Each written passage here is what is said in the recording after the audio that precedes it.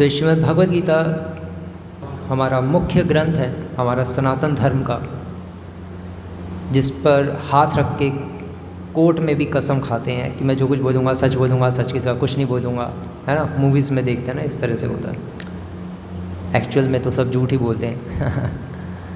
तो भगवद गीता जो है हमारे सनातन धर्म का मुख्य ग्रंथ है, और भगवद गीता ऐसा ग्रंथ है जिसकी स्तुति वेद शास्त्रों में बहुत ज़्यादा हुई है।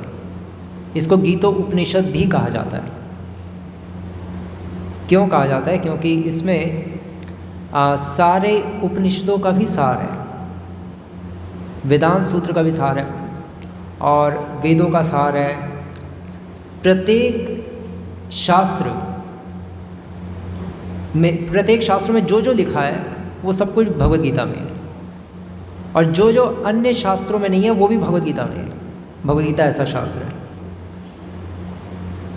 है। स्कंद पुराण के रेवा खंड में तो यहाँ तक लिखा है कि जिसके घर में भगवद गीता नहीं होती उसका घर शमशान घाट है। और दूसरे दृष्टिकोण में अगर देखा जाए तो जिसके मन में भी भगवद गीता नहीं है उसका शरीर भी चलता फिरता शमशान घाट है, एक दृष्टिकोण से। तो इसलिए भगवद गीता को हमें प्रत्येक दिन पढ़ना चाहिए।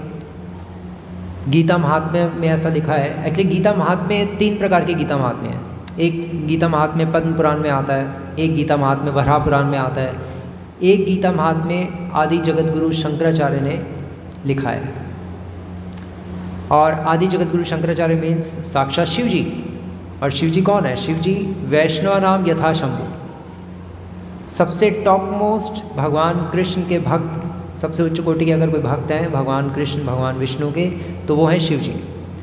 तो शिव जी जो सबसे पहले शंकराचार्य थे वो शिव जी के अवतार थे, अभी के नहीं, पहले वाले, सबसे पहले वाले। तो शिव जी भी भगवद गीता की बहुत स्तुति करते हैं, और उन्होंने इसलिए गीता महात्म्य लिख दिया जिसमें 7 श्लोक आते हैं। और जिसका पहला श्लोक है कि गीता शास्त्रम इदम पुण्यम यह पठेत प्रयतः पुमान, कि गीता जो शास्त्र है, गीता शास्त्रम इदम पुण्यम, कि ये जो गीता शास्त्र है ये पुण्य शास्त्र है, अर्थात ये हमारे पुण्य जागृत करता है। पुण्य मतलब भक्ति की सुकृतियाँ जगाता है हमारी। और केवल भक्ति सुकृतियाँ नहीं, पुण्य का एक और अर्थ है हमारी भक्ति को भी जगा देता है, जो करोड़ों जन्म से सोई हुई है। नित्य सिद्ध कृष्ण प्रेम साध्य कबू न होय, श्रवण आदि शुद्ध चित्त करे उदय। कृष्ण प्रेम, कृष्ण के लिए भक्ति हमारे हृदय में ही है, ऐसा शास्त्र कहते हैं। एक कुत्ते के हृदय में भी भगवान के लिए प्रेम है, एक बिल्ली के हृदय में भी, एक शेर के हृदय में भी, सबके हृदय में है। लेकिन वो प्रेम अभी सुप्त अवस्था में है, सोया हुआ है। क्यों? क्योंकि प्रेम तब जागता है जब किसी में सेवा भाव होता है। अभी हम में भोग भाव है, अभी हम भगवान को भोग लगाते नहीं हैं, खुद कर जाते हैं। इसलिए जो भगवत प्रेम जो हमारे हृदय में है वो सो गया। उसने कहा भाई जब तुझे होश आ जाएगी कि भोग लगाना है, करना नहीं है, तब मैं जाग जाऊँगा। तो उसको कहते हैं भगवत प्रेम। तो भगवत प्रेम शास्त्र कहते हैं कि हमारे हृदय में ही है। जिस तरह से भगवान भी हमारे हृदय में ही है, लेकिन हमें अनुभव कभी नहीं होता, इसलिए होते हुए भी नहीं है हमारे लिए। तो हमारे लिए होने या ना होने का कोई फ़ायदा ही नहीं है, क्योंकि हमें कभी अनुभव ही नहीं है इस बात का, और ना हम इसको अनुभव करने का प्रयास करते हैं। क्यों? क्योंकि हमें तो अपना बैंक बैलेंस संभाल के रखना है, अपनी किचन सही रखनी है, अपने कपड़े सही रखने हैं, बच्चों के, घर वालों के, रोटियां पकानी है सही से, और घर को सजा के रखना है, हर रोज़ पानी से धोना है अच्छी तरह से। लेकिन हृदय को कौन धोएगा ये कोई नहीं सोचता। क्योंकि किसी के पास टाइम ही नहीं है भगवान के लिए या गीता पढ़ने के लिए। क्यों टाइम नहीं है? क्योंकि भगवत प्रेम नहीं है, भगवान से कुछ लेना देना ही नहीं है। रिश्तेदारों से प्रेम है, कृष्ण से प्रेम नहीं है। तो जब कृष्ण से प्रेम ही नहीं है तो कृष्ण की गीता पढ़ने का मन करेगा ही क्यों? पॉइंट ये है। तो इसलिए हम सांसारिक जीव हैं, और सांसारिक जीव ही रह जाएंगे अगर हम भगवद गीता रूपी महान शास्त्र का अध्ययन नहीं करेंगे। भगवद गीता हमारा इसलिए भी सबसे मुख्य ग्रंथ माना जाता है क्योंकि भगवद गीता पढ़ने से मनुष्य के सारे पाप तो धुल जाते ही हैं, लेकिन साथ ही साथ उसमें पाप करने की जो वासना है वो भी खत्म हो जाती है। हमें वासना तो है ना, मान लो आपने पाप, गंगा जी गए, स्नान किया, आपने पाप धो लिए, फिर वापस घर आए, फिर दोबारा से पाप में रत हो गए, तो फ़ायदा क्या हुआ।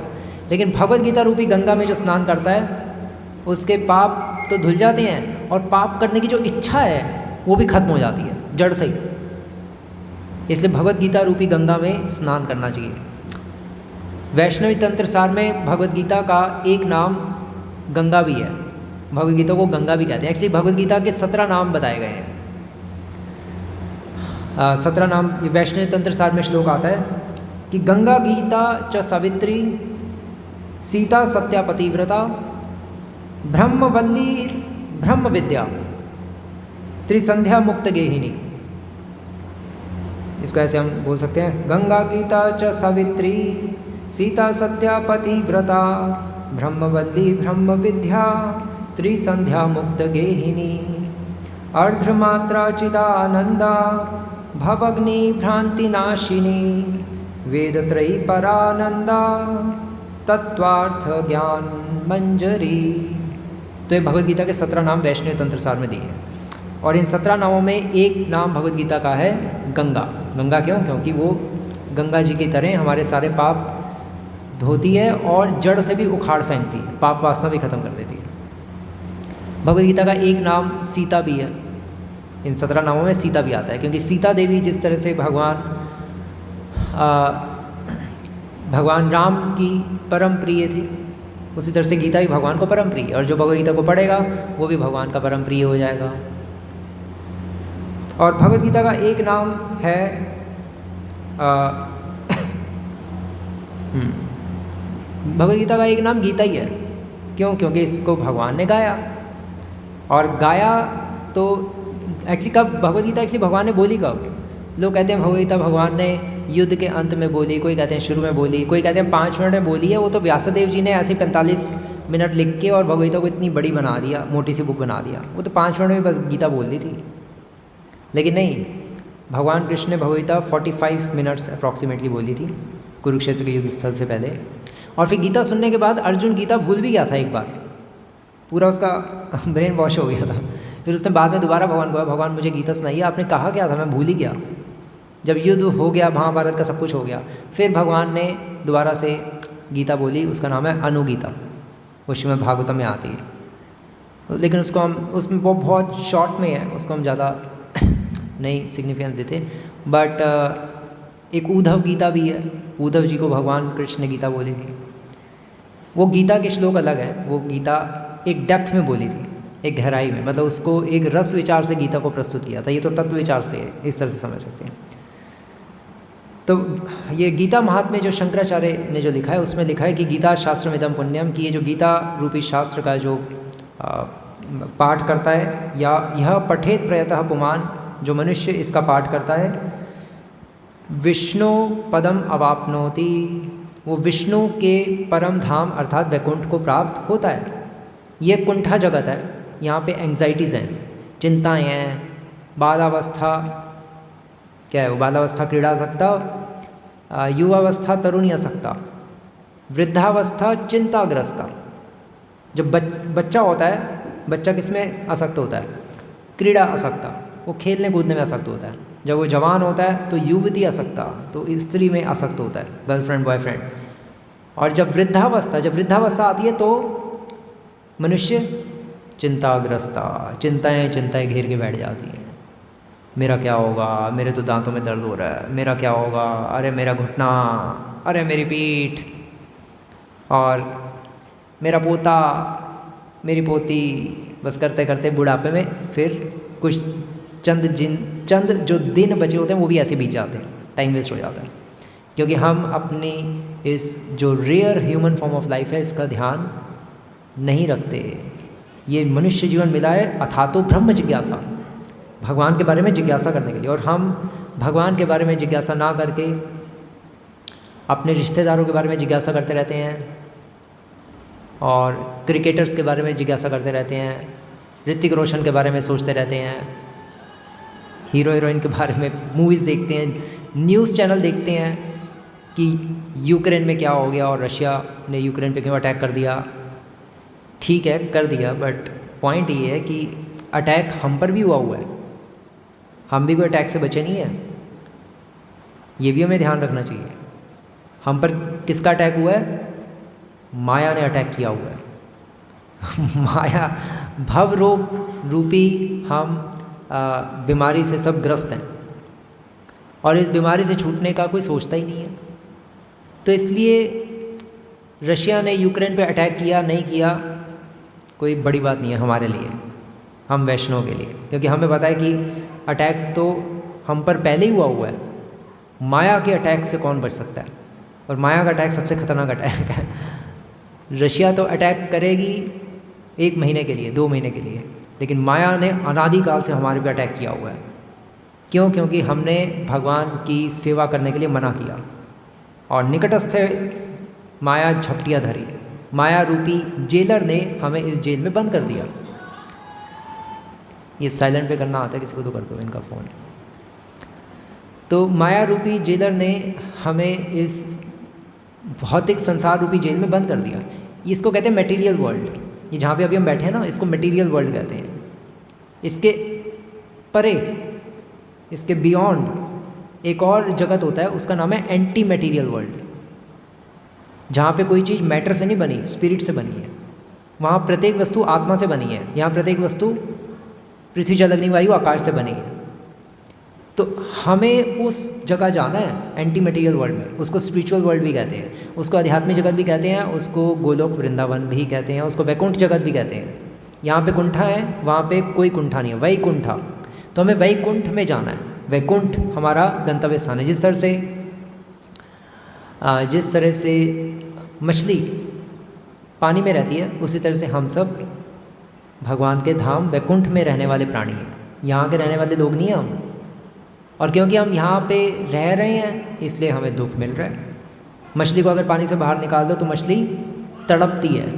उसी तरह से हम सब जो आत्माएं हैं, हमें माया रूपी जेलर ने भगवान के धाम से निकाल के हमें बाहर फेंक दिया, क्योंकि हम भगवान की सेवा करना नहीं चाहते थे भोग वासना के कारण, और इसलिए हम इस जेल में पड़े हुए हैं और माया ने अटैक किया हुआ है और हमें पता भी नहीं लग रहा कि माया ने अटैक किया हुआ है।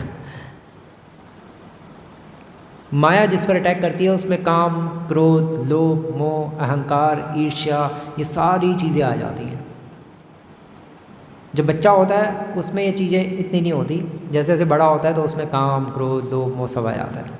क्योंकि बचपन में जो इंटेलिजेंस होती है वो बहुत कॉन्शियसनेस जो होती है वो इंटेलिजेंस वो डेवलप नहीं होती।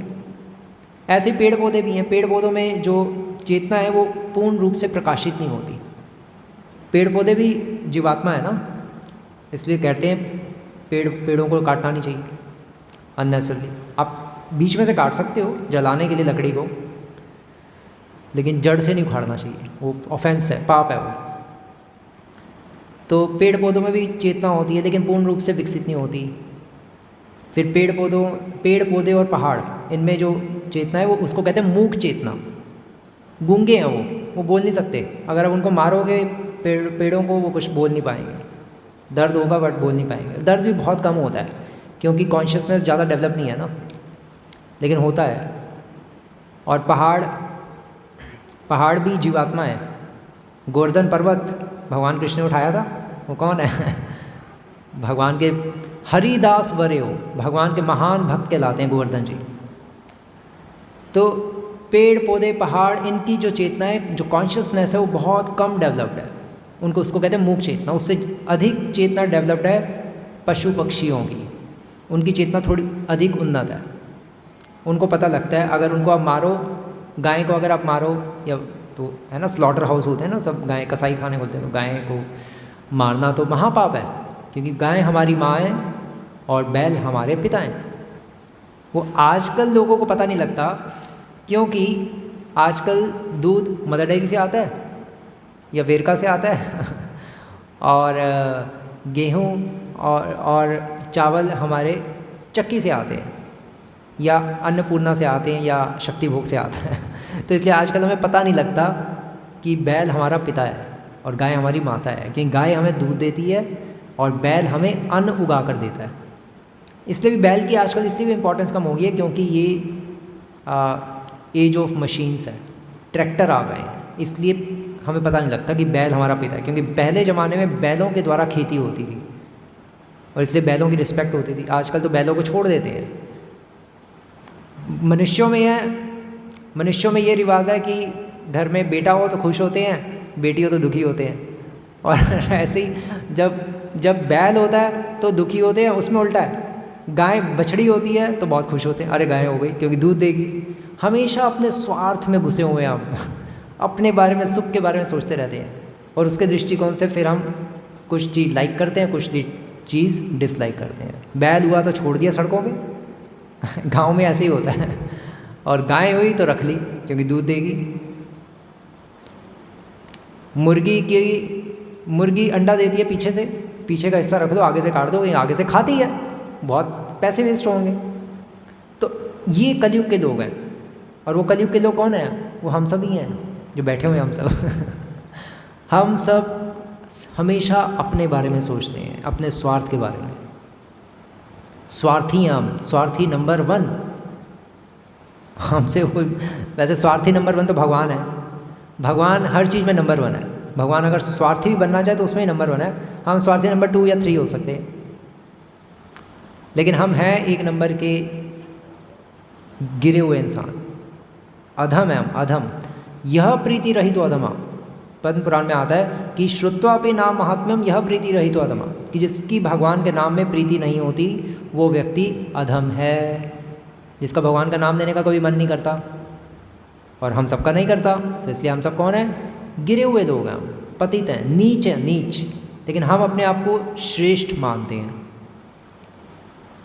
क्यों? क्योंकि हम नीच हैं। जो नीच होगा वो अपने आप को श्रेष्ठ मानेगा, और जो महान होगा वो अपने आप को नीच मानेगा। वो कहेगा कि नहीं नहीं नहीं, मैं इसके योग्य नहीं हूँ।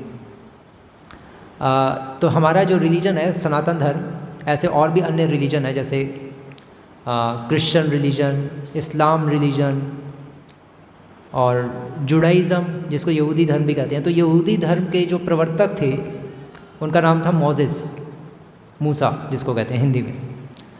तो मोसेस को भगवान ने चुना और भगवान ने कहा मोसेस को कि मोसेस तुम मेरा प्रचार करोगे, तैयार हो जाओ।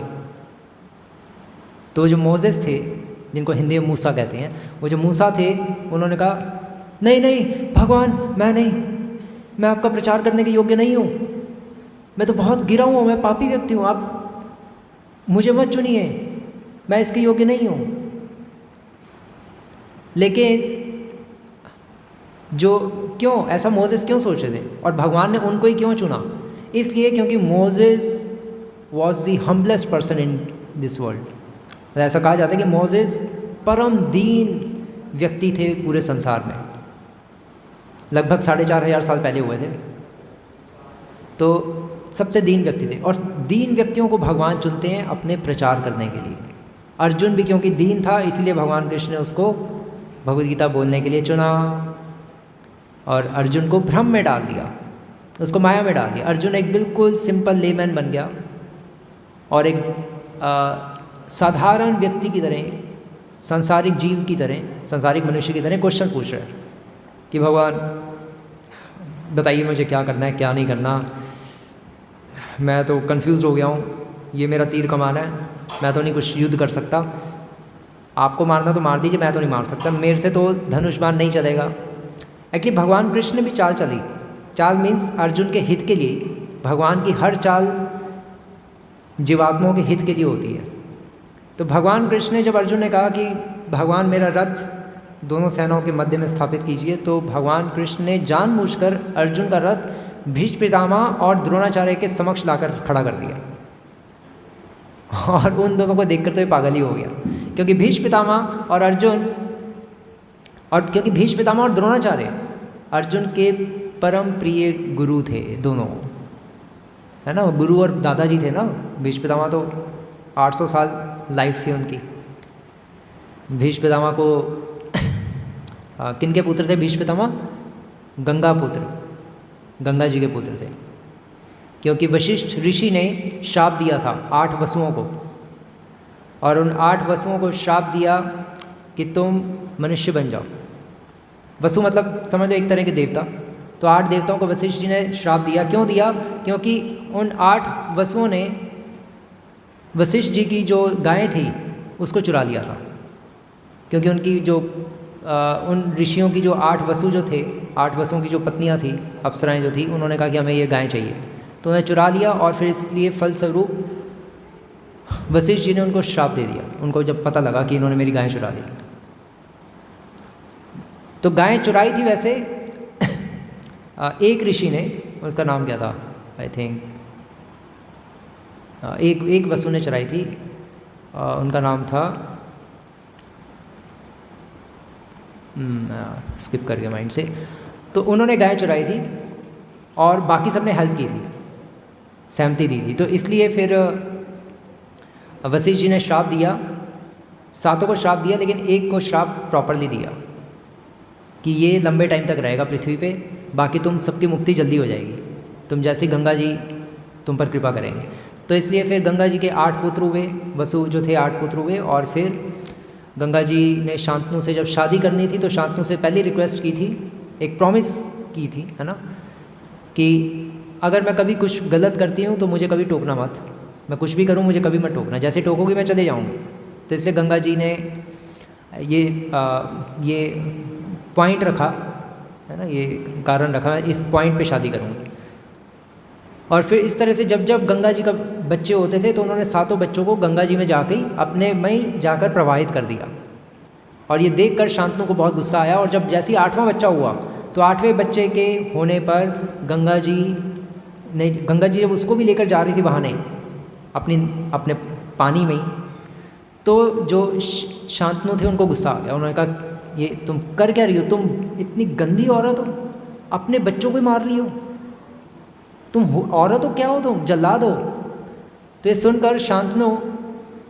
सुनकर गंगा जी ने कहा ठीक है, बस मैंने तुमसे प्रॉमिस की थी, तुमने मुझसे वायदा किया था, मैंने प्रस्ताव रखा था कि अगर तुम मुझे कभी टोकोगी तो मैं उसी वक्त चले जाऊंगी, तो अब मैं जा रही हूँ। क्योंकि तुमने मुझे प्रश्न क्यों किया?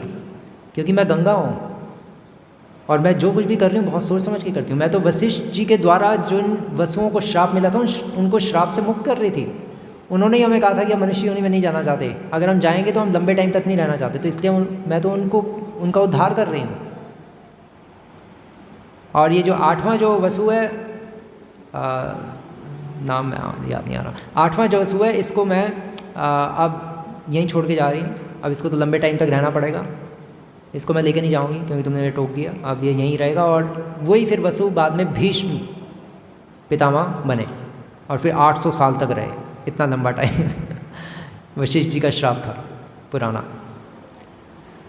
तो भीष्म पितामह जो थे, भीष्म पितामह और द्रोणाचार्य को देखकर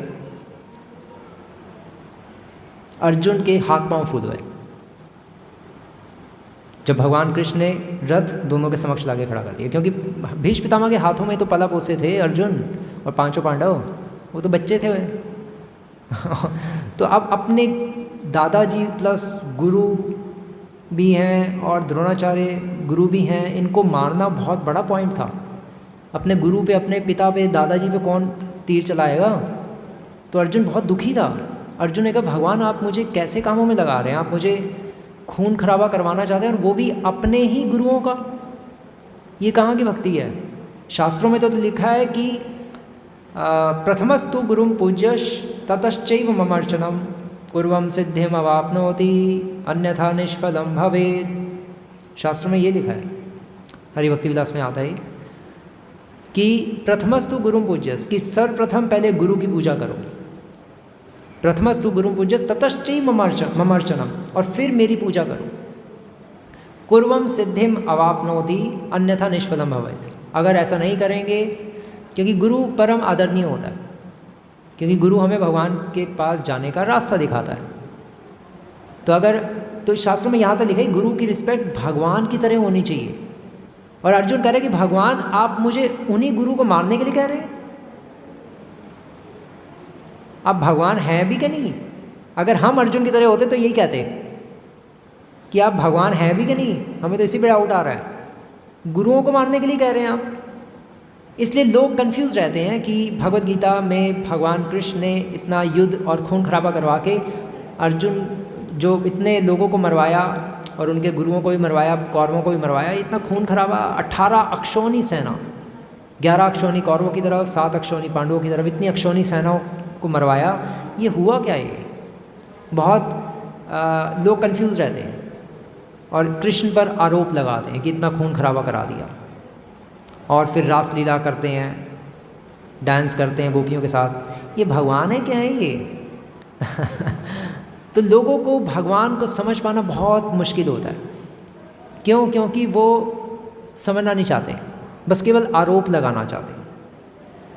आरोप लगाना चाहेंगे तो भगवान समझ नहीं आएंगे, समझना चाहेंगे तो भगवान अपने आप को समझाएंगे। क्या गोवर्धन पर्वत किसी ने उठाया क्या आज तक?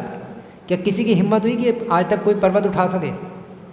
जेसीबी से नहीं, उंगली से। भगवान कृष्ण ने करके दिखाया। तो कृष्ण इट मीन्स भगवान है, वो कुछ भी कर सकते हैं। जन्माद्यस्य यतो अन्वयादिरतश्च अर्थेषु अभिज्ञस्वराट् तेन ब्रह्महृदय आदि कव्ये मुह्यन्ति यस्सूर्यः तेजोवारि मृदां यथा विनिमयो यत्र त्रिसर्गो अमृषा धाम्ना स्वेन सदा निरस्तकुहकं सत्यं परम धीमहि। श्रीमद् भागवतम प्रथम स्कंद के प्रथम अध्याय का प्रथम श्लोक। व्यासदेव जी कह रहे हैं कि जन्माद्यस्य यतो, भगवान कौन है? भगवान वो है जिनसे जन्माद्यस्य यतो, जिनसे वेदांत सूत्र का भी ये पहला श्लोक है, जन्माद्यस्य यतः, जिनसे जन्म होता है। किसका? सृष्टि का। सृष्टि को बनाने वाले कौन है? भगवान। और जन्माद्यस्य यतो, और जो पालन करते हैं और जो संहार करते हैं, तो भगवान ही तो ब्रह्मा विष्णु महेश के रूप में इस सृष्टि का पालन, संहार और है ना, और जन्म करते हैं, सृष्टि करते हैं, सृष्टि पालन और संहार। तो जो सृष्टि पालन और संहार कर सके उसको भगवान कहते हैं। इसलिए जो ढोंगी गुरु भी आजकल के अपने आप को कहते हैं कि मैं ही भगवान हूँ और अपनी फ़ोटो देते हैं कि मेरी फ़ोटो ले जाओ घर में जाके टांगो और पूजा करो, वो ऐसे ढोंगी गुरुओं पर हमें विश्वास नहीं करना चाहिए और ऐसे गुरुओं को हमें त्याग देना चाहिए। गुरु वो है जो भगवान की फ़ोटो दे के घर भेजता है, अपनी फ़ोटो दे के नहीं। वो तो ढोंगी गुरु है, वो तो नॉनसेंस है। तो हमें एक सही गुरु लेना चाहिए जो ये ना कहे कि मैं भगवान हूँ। जो कहे कि मैं भगवान हूँ और तुम सब भी भगवान हो, वो ढोंगी गुरु है। जो कहे कि मैं भगवान का सेवक हूँ, जिस तरह से हनुमान जी थे, हनुमान जी सेवक थे ना। हनुमान जी ये थोड़ा ना कहते थे कि मैं श्री राम हूँ। ऐसा कभी नहीं कहा उन्होंने, ये तो पागलबंदी हो जाती। लेकिन आजकल के ढोंगी गुरु कहते हैं कि मैं श्री राम हूँ। हनुमान जी अगर आ जाए तो खींच के एक थप्पड़ मारेंगे, तू श्री राम है? नॉनसेंस, मैं तेरे घर में भी आग लगा दूंगा जिस तरह से लंका में आग लगाई। तो लोग हमें आजकल की जनता को पागल बनाते हैं और जनता भी पागल बनने के लिए तैयार है, बेवकूफ़ बनने के लिए। क्यों? क्योंकि जनता के पास ज्ञान नहीं है, ज्ञान की बहुत कमी है। क्यों कमी है? क्योंकि भगवत गीता कभी पढ़ते ही नहीं है। जब भगवत गीता पढ़ेंगे ही नहीं तो ज्ञान आएगा कैसे? एक बुक है हमारे पास और वो भी नहीं हम पढ़ेंगे, अपने सनातन धर्म की मेन बुक, तो फ़ायदा क्या? घर में लाल कपड़े में लपेट के रखने से कुछ नहीं होता, कुछ ज़्यादा नहीं होगा, बहुत कम होगा। ठीक है, भगवत गीता घर में रखना शुभ है, बट इट डजंट मीन कि आप गीता को पढ़ो ही ना, वो भी गलत है। गीता पढ़ना बहुत मेन चीज़ है। तो इसलिए हमें गीता को पढ़ना चाहिए। इसका प्रत्येक श्लोक, प्रत्येक श्लोक में बहुत शक्ति है। मतलब ऐसा कहा जाता है कि गीता का अगर कोई एक श्लोक भी बोल दे तो उसके सारे पाप जल के भस्म हो जाते हैं। कोई गीता का कोई आधा श्लोक बोल दे उसका भी बहुत कल्याण होता है। कोई गीता का ग ही बोल दे उसका भी बहुत कल्याण होता है। मतलब इतनी गीता पावरफुल है। बट इसका ये मतलब नहीं है कि हम ग बोल के चुप बैठ जाए। ये भी नहीं कहा जा रहा। महत्वपूर्णता और उसकी उसका ग्लोरिफिकेशन करने के लिए बताया जा रहा है कि गीता इतनी महान है। तो गीता की इतनी ज़्यादा चर्चा है शास्त्रों में, लेकिन हमारा दुर्दैवम ईदृशम इहा जनि नानुरागा, हमारा दुर्भाग्य है कि हमारी गीता पढ़ने में मति नहीं होती, हमारा कोई इंटरेस्ट नहीं है गीता पढ़ने में। व्हाट्सएप, फेसबुक, इंस्टा, ट्विटर ये सब फालतू की अटरम पटरम चीज़ों में तो हमारी रति है, गीता पढ़ने में कभी नहीं सोचा हमने क्यों? क्योंकि हमारा इन चीज़ों में इंटरेस्ट है, सोशल मीडिया में, और कृष्ण में हमारा कोई इंटरेस्ट नहीं है। इससे प्रमाणित होता है। अगर हम पूछते हैं किसी से, आपका भगवान कृष्ण में रुचि है, आप भगवान के भक्त हैं? हाँ हम भक्त हैं। आपने गीता पढ़ी है? गीता पढ़नी ज़रूरी है क्या? इंटरेस्ट तो है ही हमारा बट वो नॉनसेंस है ये पॉइंट।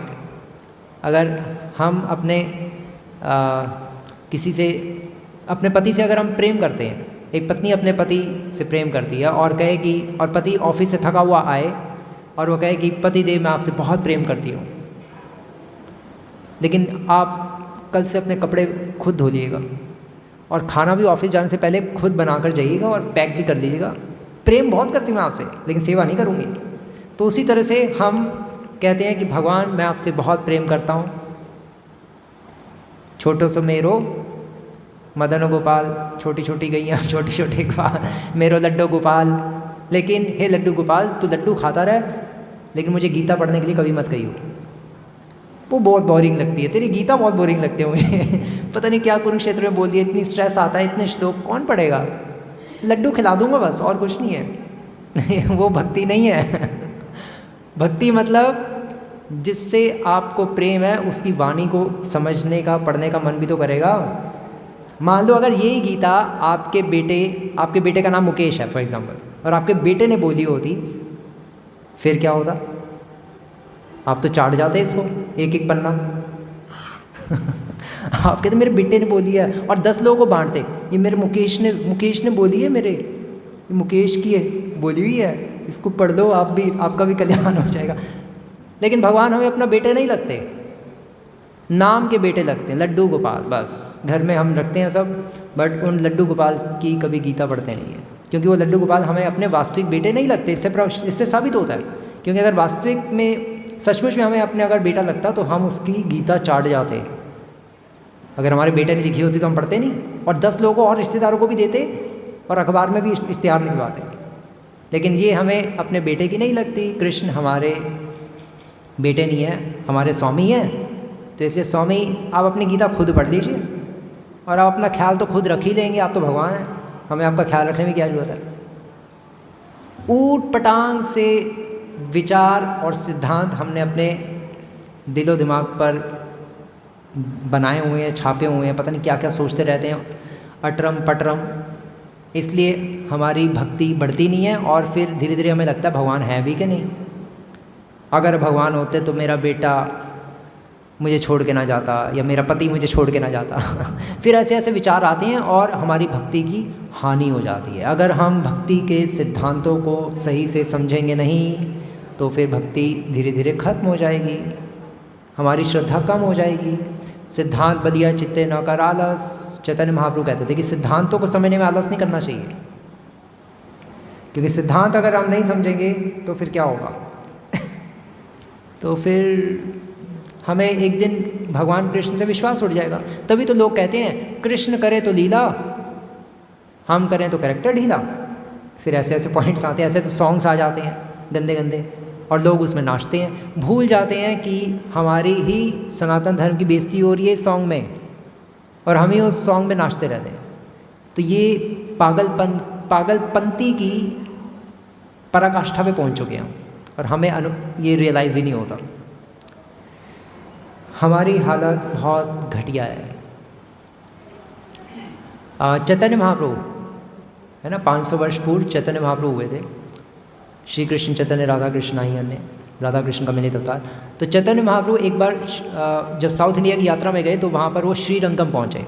श्रीरंगम मतलब श्री संप्रदाय का जो हेड क्वार्टर है। रामानुजाचार्य इतने बड़े आचार्य हैं जिनकी डीटीज़ भी अभी पूरे इंडिया में सबसे बड़ी डीटी बैठने वाली पूरे मे बी शायद वर्ल्ड में इंस्टॉल हुई है साउथ में। तो रामानुजाचार्य जो थे उनका जो संप्रदाय था श्री संप्रदाय, उस श्री संप्रदाय का हेडक्वार्टर श्रीरंगम में एक बार चैतन्य महाप्रभु पहुँचे। और जब वहाँ पहुँचे तो उन्होंने देखा एक ब्राह्मण भगवद गीता को पढ़ रहा है और भगवद गीता के श्लोकों का उच्चारण कर रहा है। धर्मक्षेत्रे कुरुक्षेत्रे समवेतायुयुत्सवः मामकः पांडवश्चैव किमणो करोति संयोजा। वो गलत उच्चारण कर रहा था, उसको संस्कृत सही से नहीं आती। तो चैतन्य महाप्रभु ने देखा और चैतन्य महाप्रभु ने इसका उच्चारण तो लोग देखते थे उसको कि इसका उच्चारण तो सही नहीं है और उसके ऊपर हंसते थे और चले जाते थे। सब उसका मजाक उड़ाते थे, इसको बोलनी तो आती नहीं है गीता श्लोकों को और श्लोक बोलता रहता है। तो फिर चैतन्य महाप्रभु भी आए और चैतन्य महाप्रभु ने पूछा कि तुम गीता पढ़ते हुए रो क्यों रहे हो, तुम्हारा तो उच्चारण भी ठीक नहीं है, तो फिर तुम्हें रोना क्यों आ रहा है।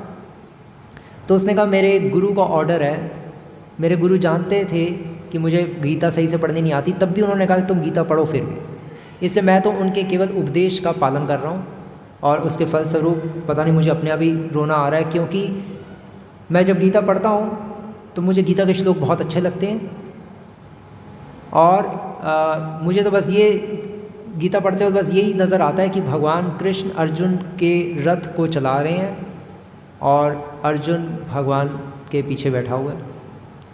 मतलब कहने का अर्थ ये है कि मैं तो बस यही सोच सोच के रो रहा हूँ कि भगवान कृष्ण अपने भक्त के सारथी बन गए, सबसे नीची पोस्ट ली है ना। मतलब एक नीचे आना मुश्किल है ना, वो भगवान वो भी मतलब कृष्ण को तो सभी मानते थे, कौरव भी पांडव भी, सबसे टॉप लेवल का बंदा सबसे नीची पोस्ट लेके रथ चला रहा है। इतने विनम्र है भगवान, मैं यही सोच सोच के रोता जा रहा हूँ।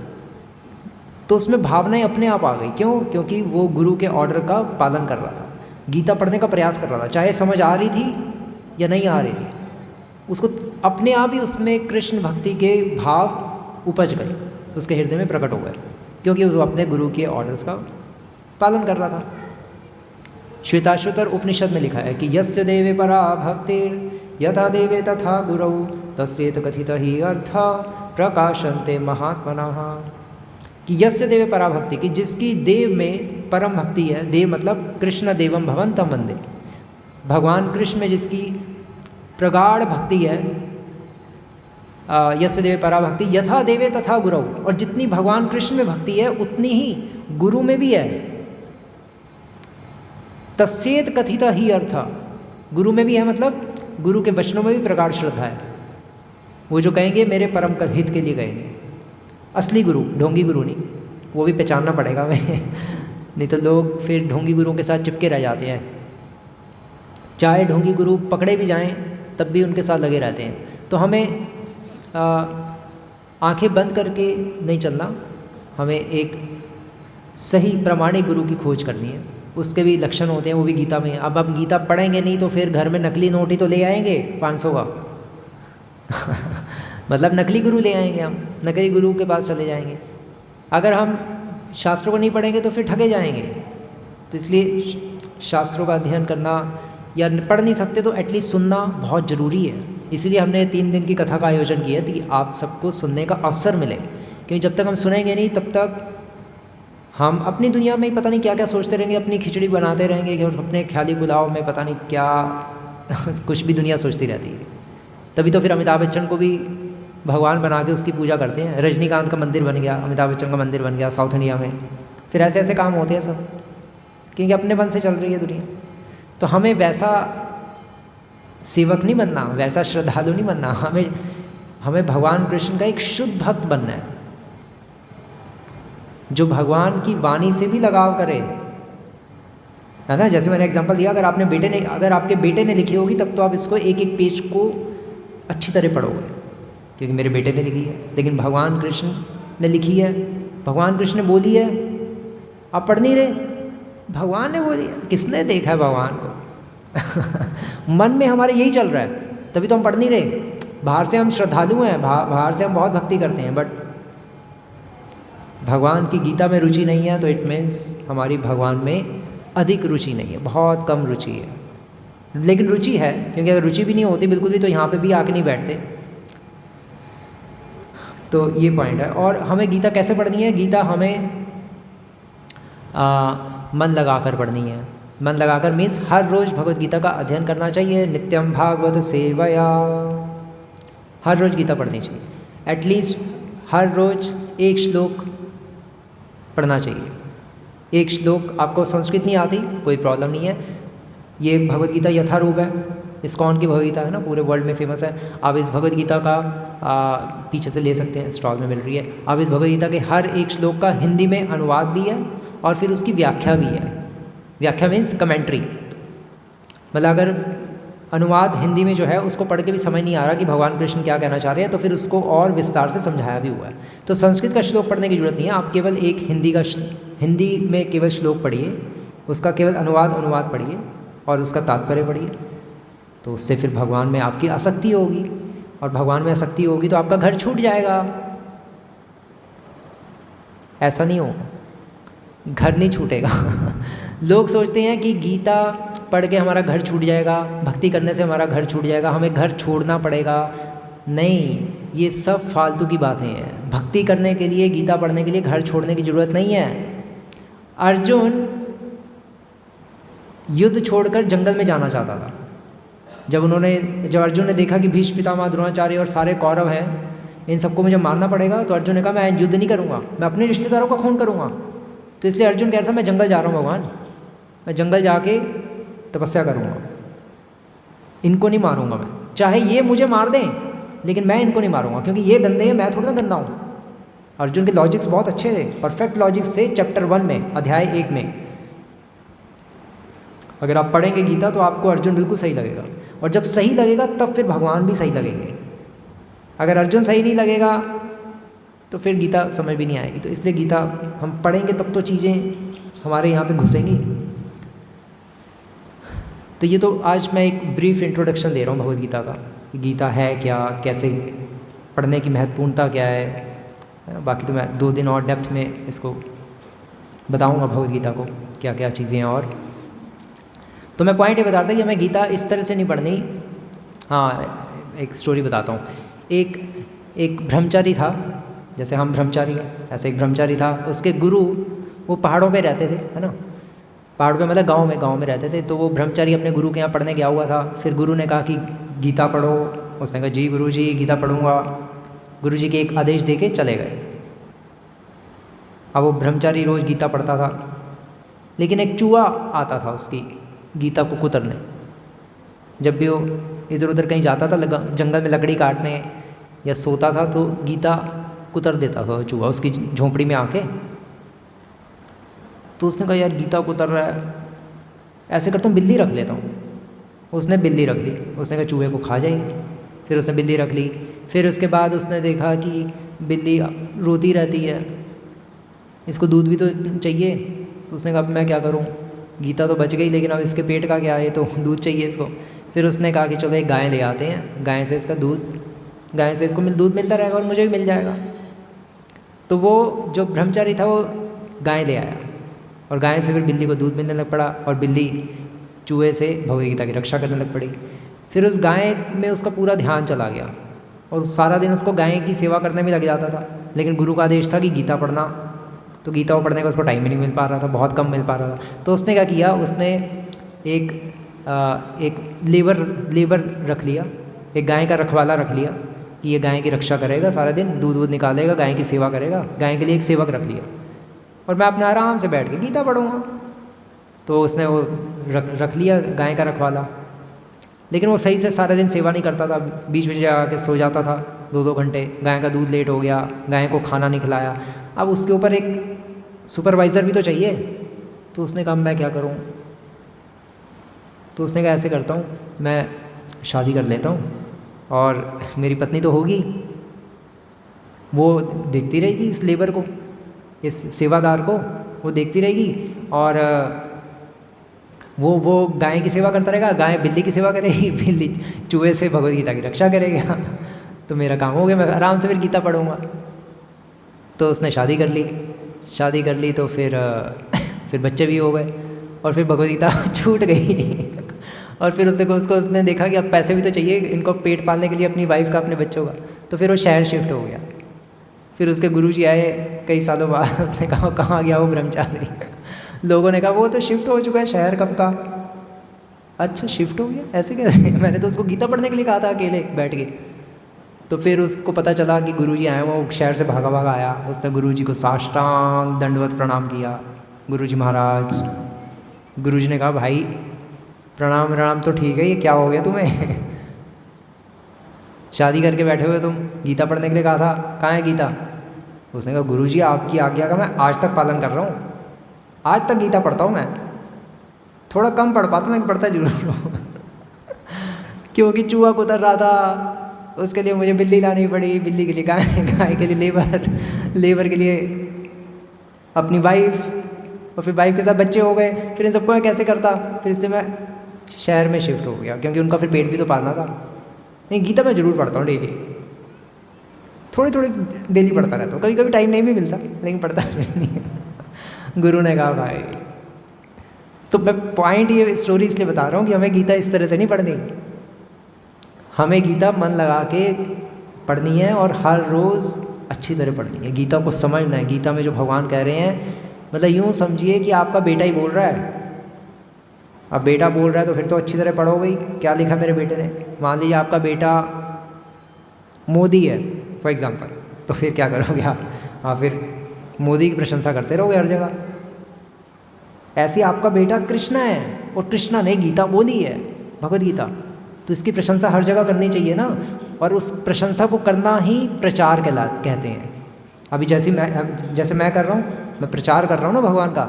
क्यों? क्योंकि हम भगवान को अपना बेटा समझते हैं, भगवान को अपना पिता भी समझते हैं, भगवान को अपना स्वामी भी समझते हैं, भगवान को अपना मित्र भी समझते हैं। तमेव बंधु च सखा तमेव, है ना? तो तभी तो होगा ही। अगर हम इसको अप्लाई नहीं करेंगे इन बातों को, तो फिर फ़ायदा क्या है?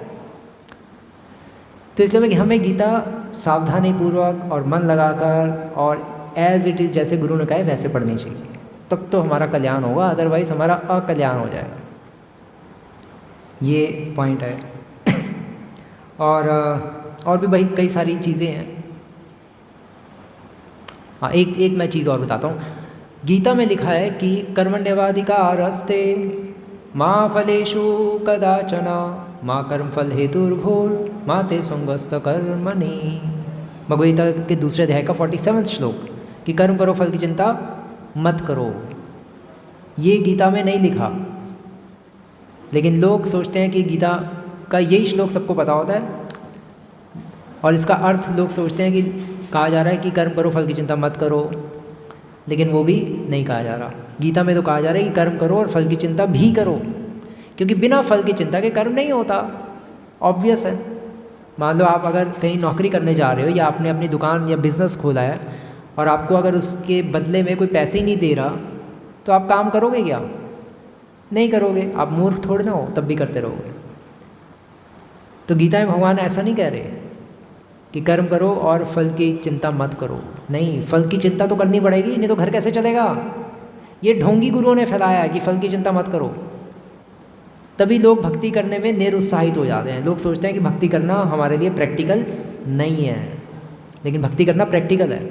भगवान कह रहे हैं कर्म करो, फल की चिंता भी करो, लेकिन फल को जितना जीने के लिए ज़रूरी है उतना यूज़ करो, बाकी मुझे अर्पण करो। ये भगवान कह रहे हैं। इसलिए उस श्लोक में चिंता वर्ड नहीं आ रहा। कर्मण्य वा अधिकार अस्ति माँ फलेषु कदाचन, कि कर्म पर तुम्हारा अधिकार है। कर्मण्य वा अधिकार अस्ति माँ फलेषु कदाचन, माँ मतलब नहीं, फलेषु मतलब फल पर, कदाचन कभी भी फल पे तुम्हारा अधिकार नहीं है। फल मेरा है, कर्म तेरा है। फल की चिंता मत करो, ये तो कहा ही नहीं श्लोक में। ये ढोंगी गुरुओं ने फैलाया ताकि लोगों को अब धीरे धीरे भगवान से विश्वास उड़ जाए, और फिर लोग साइंस पर बिलीव करने लग पड़े। साइंस जिसने हमें लाइट्स, फैन, एसी, कार्स दी हैं, उस पर बिलीव करें, और धीरे धीरे फिर भगवान को छोड़ देंगे, और ढोंगी गुरुओं का मिशन सक्सेसफुल हो जाएगा। ये पूरी षड्यंत्र समझ लो चल रहा है। ढोंगी गुरुओं और साइंटिस्टों में एक बहुत अच्छा कॉपरेशन चल रहा है और लोगों को वो टोपी बना रहे हैं, यूँ समझ लो बेवकूफ़ बना रहे हैं। तो हमें भगवद गीता को सही से समझना चाहिए, पढ़ना चाहिए, इसकी महत्वपूर्णता को जानना चाहिए, क्योंकि अगर हम नहीं पढ़ेंगे समझेंगे तो फिर हम मरने के बाद नर्क चले जाएंगे। सिंपल। कलयुग में नर्क में ट्रैफिक जाम है, क्योंकि कलयुग में लोग होलसेल में नर्क जा रहे हैं, क्योंकि कोई भगवान की भक्ति नहीं कर रहा। यहाँ पे भी ट्रैफिक जाम होता है, वहाँ पे भी ट्रैफिक जाम होता है नर्क में। नर्क मतलब नीचे, अतल वितल सुतल तलातल रसातल पाताल। नीचे 7 लोग हैं ना, ऊपर फिर ऊपर 6 लोग हैं। एक ये हो गया भूर भुआ स्व महार जना तपा सत्या। तो हमें अगर हम गीता नहीं पढ़ेंगे तो नर्क जाएंगे पक्का, क्योंकि हमारी चेतना शुद्ध नहीं होगी। अगर कोई मरते समय बोल दे राम या मरते समय बोल दे हरे कृष्णा, तो वो जरूरी नहीं है वो भगवान के पास जाएगा। क्योंकि अगर किसी ने पूरी लाइफ गाय को काटा है, या पूरी लाइफ उसने शराब पी है, या पूरी लाइफ उसने भक्ति नहीं की, और वो सोचे ऐसा कि मरते दमे मैं भगवान को चकमा दे दूंगा और राम बोल दूंगा, तो वो भगवान राम के पास नहीं जाने वाला। भगवान कोई बेवकूफ़ नहीं है। मुख में राम, बगल में छुरी। भगवान को पता है कि ये मुख में तो राम बोल रहा है अंतिम समय में, लेकिन इसके बगल में छुरी है अभी भी चिंतन। ये मुख से तो इसने राम बोल दिया, लेकिन चिंतन इसका अपने बैंक बैलेंस, मेरी कोठी, मेरा शोरूम, मेरा प्लॉट, मेरे बच्चे, मेरे रिश्तेदार, ध्यान उसी में रहेगा। जिस चीज़ की आप प्रैक्टिस करोगे पूरी लाइफ, मरते समय उसी का ध्यान आएगा। आपने राम बोल भी दिया ज़बरदस्ती अपने रिश्तेदारों पे कहने पे लास्ट में, तो उससे अधिक बेनिफिट नहीं होगा। कॉन्शियसनेस, चेतना शुद्ध होनी चाहिए। अगर चेतना शुद्ध नहीं हुई तो हम भगवान के पास नहीं जाने वाले। मरने के बाद अधिकांशतः लोग कलयुग के नर्क जाते हैं। स्वर्ग तो बहुत ही कम जाते हैं, 5% लोग। 95% लोग नर्क जाते हैं कलयुग में, 5% स्वर्ग जाते हैं, और 0.00001% लोग वैकुंठ लोग जाते हैं, भगवान विष्णु के पास या कृष्ण के पास, गोलोक वृंदावन। भगवान के पास जाना आसान नहीं है। हम कहते तो भगवान के पास चले गए, भगवान को प्यारा हो गया। नहीं, भगवान को प्यारा नहीं हुआ, वो यमराज जी को प्यारा हो गया। जिसने जो किया पूरी लाइफ वो वहीं जाएगा। इतना आसान नहीं होता भगवान के पास जाना। तो ये चीज़ें हमें समझनी चाहिए, क्योंकि अगर हम ये नहीं समझेंगे तो फिर प्रॉब्लम ही प्रॉब्लम है। तो भगवद्गीता की इसलिए मैं आज इंपॉर्टेंस बता रहा था। तो इसलिए हम ये भगवद्गीता पढ़ें, एटलीस्ट अपने घर में तो ज़रूर रख लें ये भगवद्गीता यथारूप, ये वाली खासकर, क्योंकि गीता प्रेस गोरखपुर की भी एक गीता आती है, लेकिन उसमें श्लोकों का केवल अनुवाद होता है, लेकिन उसको और गहराई से व्याख्या देकर समझाया नहीं होता। तो इसलिए भगवद्गीता फिर समझ नहीं आती। तो इसलिए अगर हमें भगवद्गीता को गहराई से समझना है तो हमें ये श्रीमद् भगवद्गीता यथारूप हमारे घर में जरूर होनी चाहिए। क्योंकि जैसे मैंने बताया था लेक्चर के शुरू में ही कि जिसके घर में गीता नहीं है, स्कंद पुराण में लिखा है उसका घर शमशान घाट है। तो इसलिए गीता हम एटलीस्ट रखें और फिर पढ़ें भी उसको, केवल रखें भी नहीं, लेकिन रखना तो एटलीस्ट रखना तो चाहिए ही चाहिए। क्योंकि अगर हम नहीं रखेंगे तो फिर पढ़ने का कभी मन भी नहीं करेगा। और लाल कपड़े में बांध के अपने मंदिर में कभी नहीं रखना चाहिए। इसको तो अपने आप घर में जगह जगह रख दो, 2-4 जगह, ताकि कभी पढ़ने का मन कर जाए। किचन में भी रख दो, अपने ड्राइंग रूम में भी रख दो। कोई गेस्ट आएगा गीता पढ़ लेगा, नहीं तो कहेगा टीवी चलाओ। एक वहाँ एक क्या हुआ था, एक बार एक हमारे किसी भक्त ने, तो अमेरिका में एक होटल था न्यूयॉर्क में, तो वहाँ पर उसने भगवद गीता होटल वालों को दे दी ढेर सारी। वो होटल वाला बहुत खुश हुआ है ना हमारे भक्तों से, तो उसने भगवद गीता ढेर सारी दे दी और अपने होटल के हर रूम में उसने भगवद गीता रख दी, ताकि जो भी होटल में रहने आएगा वो भगवद गीता भी पढ़ लेगा, क्योंकि वो भी धार्मिक था। तो उसने भगवद गीता रख दी। तो एक होटल में एक गेस्ट आया, उसने होटल में कमरा एक रेंट पे लिया और उसने चाबी ली रिसेप्शन से और अपने रूम में गया और खींच के, और जब जा रहा था रूम में तो वहाँ पे तो चाबी लेके गया अपने रूम की और उसने खींच के दरवाज़ा बंद किया ठाक, गुस्से में। तो जो होटल में जो कर्मचारी थे वो घबरा गए कि ये क्या, इतने गुस्से में क्यों आए। तो अंदर उसने बंद किया और वो क्या करने वाला था, वो सुसाइड करने वाला था, आत्महत्या करने जा रहा था। अमीर आदमी था काफ़ी, लेकिन परेशान था अपनी लाइफ से। तो उसके कमरे में गीता पड़ी हुई थी।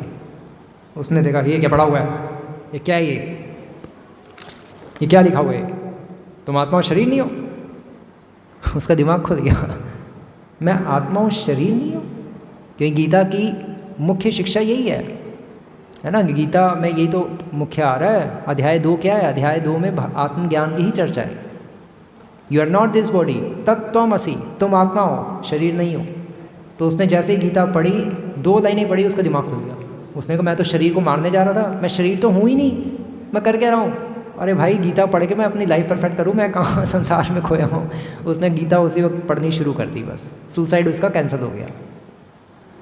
तो ये गीता की महानता है। गीता के संपर्क में कोई भी आ जाए उसका कल्याण ही होता है। तो इसलिए हमें गीता पढ़नी चाहिए, है ना। वो कहते हैं ना कि I can talk English, I can walk English, I can speak English. तो उसी तरह से I can talk Gita, I can eat Gita, I can walk Gita, मतलब आई कैन स्लीप गीता। मतलब हर कुछ हमें गीता के साथ ही करना चाहिए, तब हमारा जीवन सार्थक है। हरे कृष्ण। श्री प्रभुपाद की जय। श्रीमद् भगवद गीता की